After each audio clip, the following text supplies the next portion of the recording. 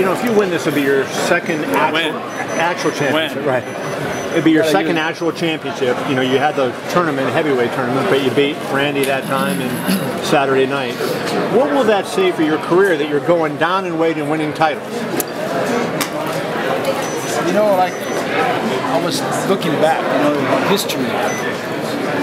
It's people that made an impression in the world, they pay a price. Some pay a higher price, some pay a lower price. But I don't believe you achieve success without paying a price. So we live in a culture today that if you do less, you still can have success. Today I was just talking to my friends right now. What's the currency? What's the most wealthy currency today? Like you guys have like things they just handle information and they become billionaires. They don't sell anything.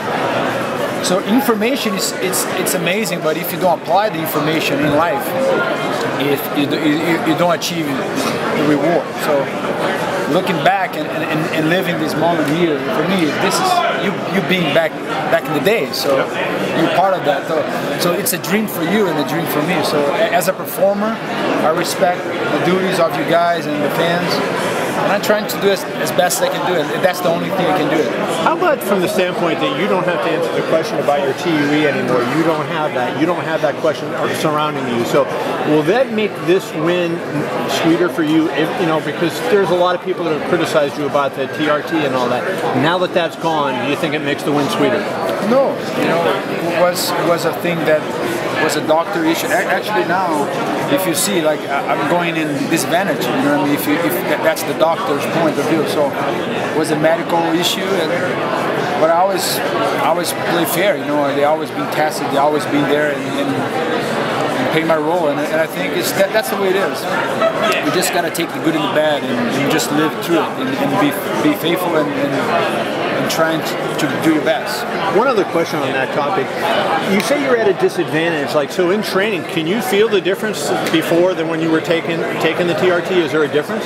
It's just, you got to understand, it's a medical issue. You just got to go I understand that, but I'm just saying, how do you feel when you're training? It was hard. The beginning was hard to adapt.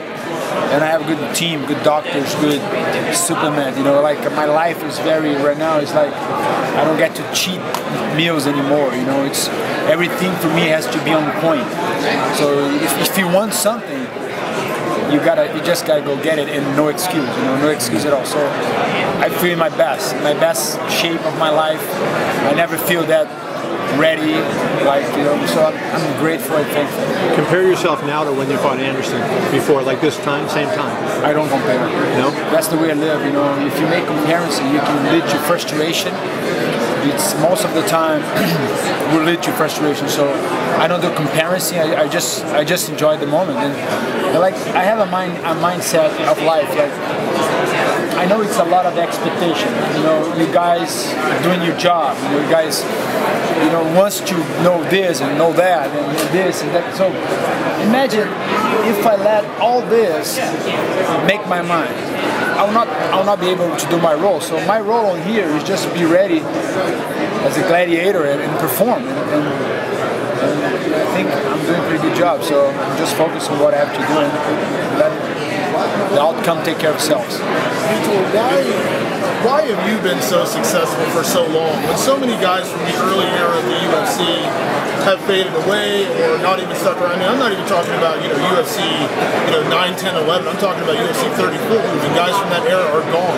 Why were you able to stick around and be successful to this point and so many others weren't? That's a tough question to answer. But like we were talking in the beginning, I understand the point of my life. Going to trials. I face all kinds of trials you can imagine. I think one of the worst things in life is not death, it's missing people. That's one of the worst things in your life. To call your mom every day and she's depressed every day. And why? And you say, why she's depressed? Because it's like she's going to a funeral every day. You don't know where my sister is. So when you go through things like, when you overcome things like that in your life, things get sweeter. You know, when you see a guy, like for example, going through a battle cancer, you know, and dealing with things, and one day of their life, it's like he would trade everything they has in possession. I'm talking about possession. money. You know, I'm talking about a billionaire who has cancer. He would trade everything he had just to have one more day of life with his family. So I understand that all this here is just momentary.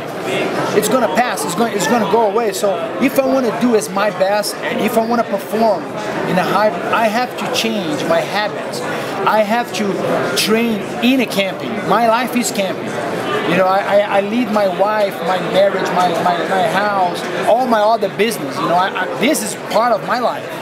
It's my priority right now. But I have other things outside of octagon. And I know another athlete, most of the athletes, whatever they have is right here. That's what they have. That's what they're recognized for. My recognition doesn't come from here. I bring my recognition from outside to inside. So I think that's my way of life. You know, that's the way of living. And so I know that one day this is gonna be gone. I have to be tenacious. I have to be relentless in whatever I'm doing in my life. If I want to sell something, if I want to work for a company, I think every owner looking for people with that mentality. And I think that's what leads people to success.